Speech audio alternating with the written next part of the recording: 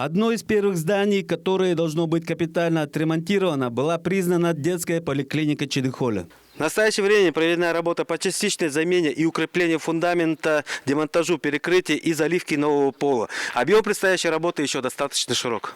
У нас в детской поликлинике на сегодня проводится полностью капитальный ремонт по программе модернизации первичного звена здравоохранения. Это федеральный проект. Мы участвуем в Чедыхольской центральной окружной. Мы подали 3 объекта. Это у нас детское соматическое отделение, инфекционно-туберкулезное отделение и главный корпус центральной окружной больницы. По графику в этом году начались капитальный ремонт детской соматики. Работы начались в конце мая и должны быть завершены в августе. При капитальном ремонте строители столкнулись с рядом проблем, которые не были учтены при проектировании работ. Появились проблемы во время ремонта в плане менять больше, чем в смете было заложено. И на увеличение там небольшое, в принципе, возможности есть в плане увеличить.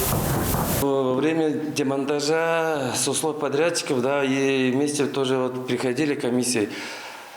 Здание старое, и где фундамент, рядом покрытие деревянное, там тоже сгнило, и все, они поменяли. И стены тоже неровно стоят. И подрядчики они сделали стяжку, где под фундаментом они тоже провели арматуру, стяжку сделали, чтобы фундамент не шатался. Капитальный ремонт 2 других зданий больничного комплекса Ховаксы будет произведен позже. В порядок приведут главный корпус поликлиники и взрослого стационара на 40 койкомест в 2025 году и туберкулезного отделения в 2023 году. Перекрытие здесь деревянные или что? Нет, бетонно. Тут так-то стены хорошие, вот именно вот здесь да, чувствуется, что полы ходят, немножко ходят, да. По мнению Айдына Сарглары, постройка новых больниц в Чедыхоле пока не целесообразна. Помещения на самом деле не такие уж и маленькие. В принципе, площадей здесь достаточно. Тут, на количество населения, в принципе, достаточно. Мы считаем, что места хватит, в принципе.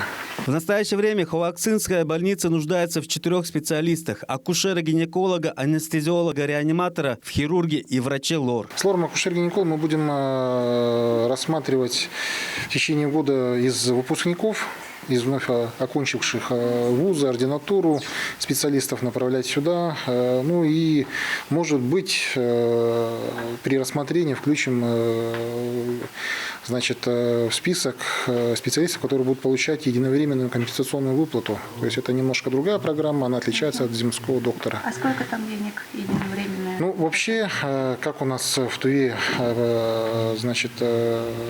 работа запланирована. Если это село или поселок, то по земскому доктору 2 миллиона. Если это город, например, Чадан, Туран или Шаганар, 1 миллион.